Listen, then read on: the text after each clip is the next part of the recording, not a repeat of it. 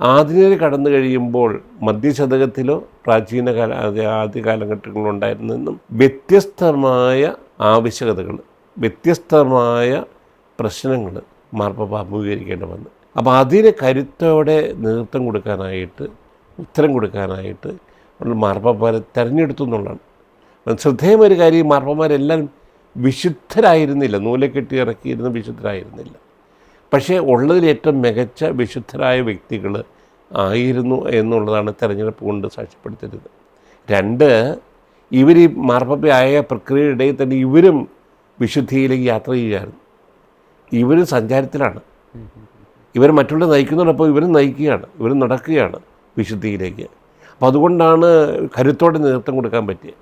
ഒരു മാർപ്പാപ്പയും വിശ്വാസത്തിന് എതിരായിട്ട് നിന്നിട്ടില്ല. ഈ 266 മാർപ്പാപ്പമാർ ഒരു മാർപ്പാപ്പയും വിശ്വാസം ത്യജിച്ചിട്ടില്ല.